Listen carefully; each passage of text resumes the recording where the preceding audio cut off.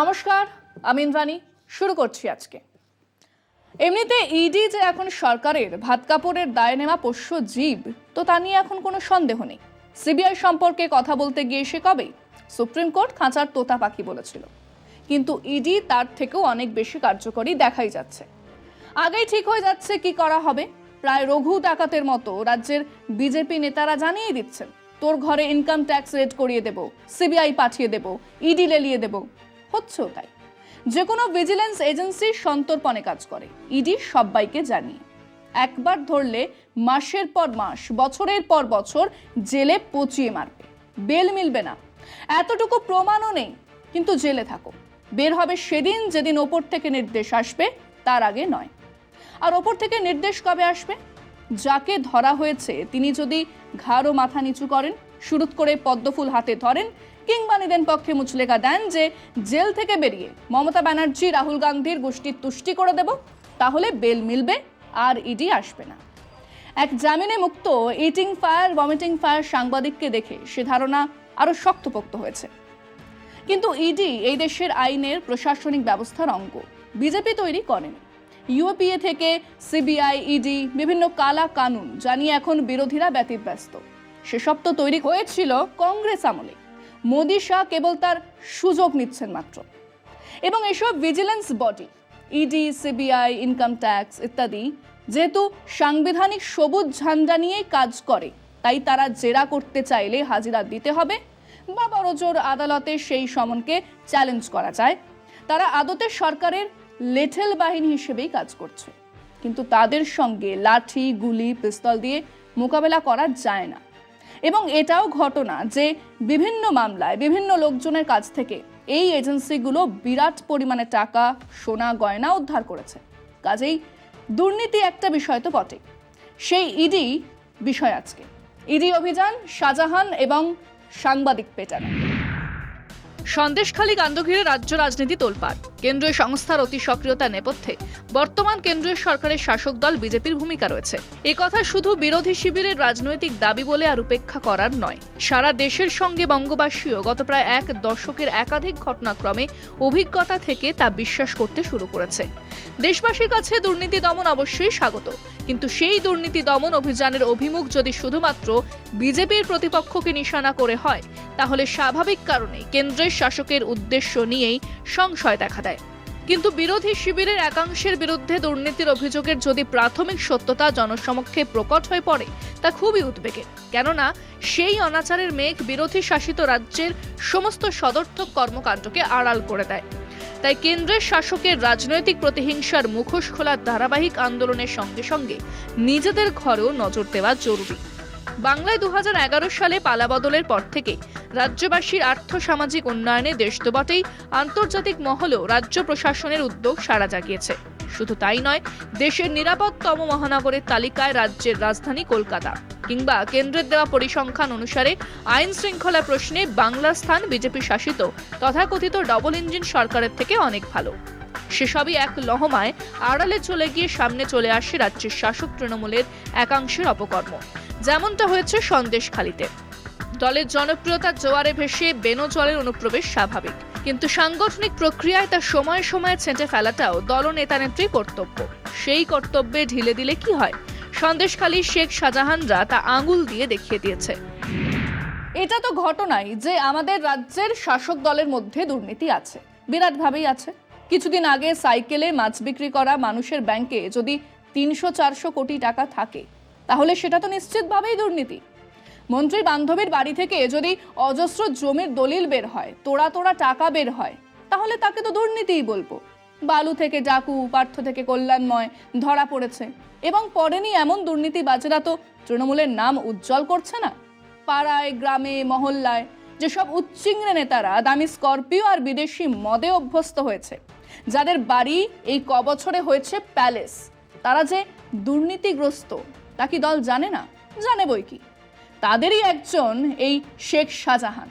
সন্দেশখালী অঞ্চলে একসময় বাম আমলের উচ্চিংড়ে আজ হংসচঞ্চু হয়ে উঠেছে। এরকম দুর্নীতিবাজ কি ভূভারতে আর নেই? অজস্র আছে। এ রাজ্যের বিরোধী দলনেতাকেই তো হাত বাড়িয়ে টাকা নিতে আমরা দেখেছি। সেখানে ইডি যায়নি, যাবে না, কিন্তু সন্দেশখালী গেছে। সেখানে ইডির অফিসারদের ওই শেখ শাহজাহানের দলবল আটকেছে, মারধর করেছে, ল্যাপটপ মোবাইল কেড়ে নিয়েছে। সেই খবর করতে যাওয়া সাংবাদিকদের পিটিয়েছে। সাংবাদিকরা এমনিতেই সফট টার্গেট, আর এই শেখ শাহজাহানেরা সাংবাদিক পিটিয়ে এক চরম সুখ পায়। সব সরকারের সময় এই সাংবাদিক পেটানো কিন্তু ধারাবাহিকভাবেই চলে। এনার্কি আর কাকে বলে? কতগুলো গুন্ডা বদমাশের দখলে চলে গেছে ওই এলাকা কেন, আরো অনেক বেশ কিছু এলাকা। একেবারেই পরিষ্কার নয় যে সরকার, রাজ্য সরকার, তৃণমূল দল এসব দুর্নীতিবাজ গুন্ডাদের দায় নিচ্ছে কেন? নির্বাচনের সময় এরাই মাসল ফোলায় বলে? নির্বাচনে তৃণমূল ভোট পায় কিসের জন্য? স্বাস্থ্য সাথী থেকে লক্ষ্মীর ভাণ্ডারের জন্য নয়।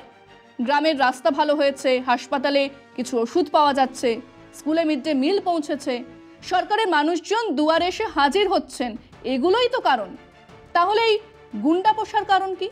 নাকি দুয়ের সংমিশ্রণেই চলছে সরকার আর দল? আমরা আমাদের দর্শকদের জিজ্ঞেস করেছিলাম, এই যে বিভিন্ন অঞ্চলে দুর্নীতিবাজ গুন্ডা, শেখ শাহজাহান ইত্যাদিদের রমরমা, তা কি তৃণমূল সরকারের অসংখ্য ভালো কাজকে ঢেকে দিচ্ছে না?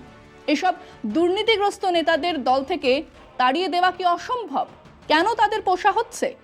শুনুন মানুষজন কি বলেছে।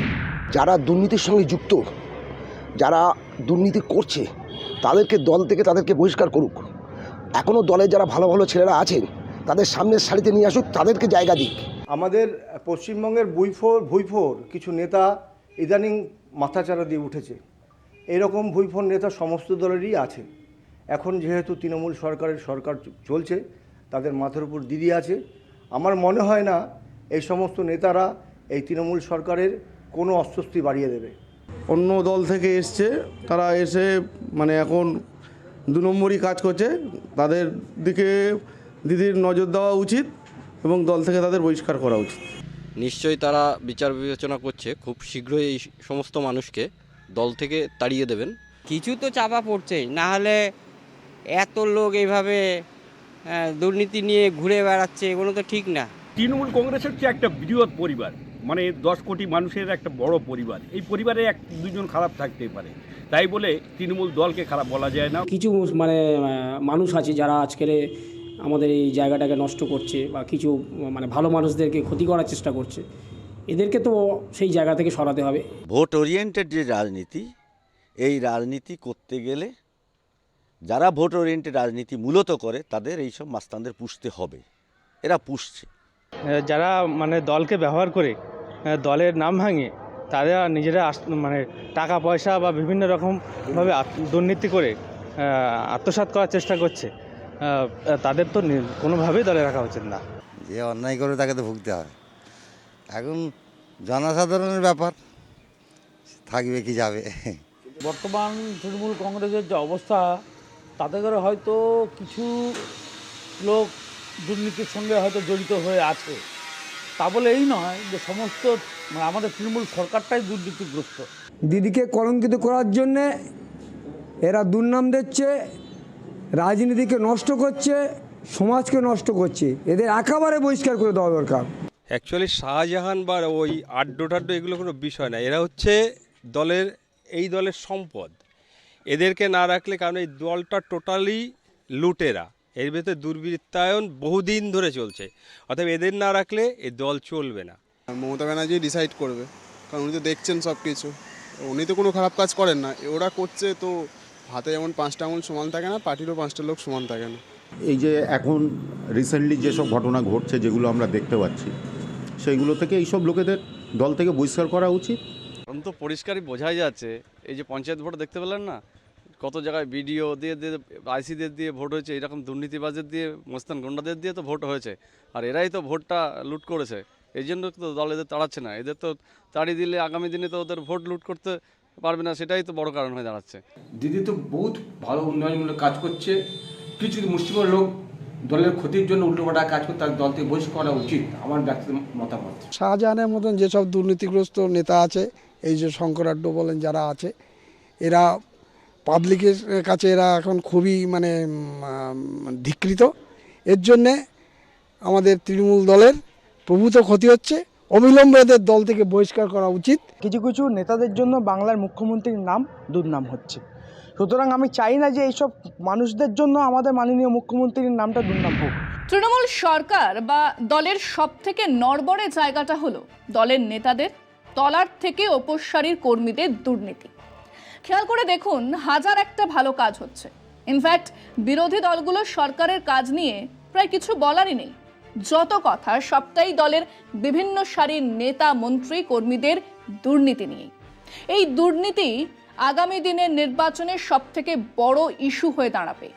এক দল যা মানুষের পাশে থাকার অঙ্গীকার নিয়ে পথ চলা শুরু করেছে, সেই দলের মধ্যে এই শেখ শাহজাহান অ্যান্ড কোম্পানিরাই বিষবৃক্ষ।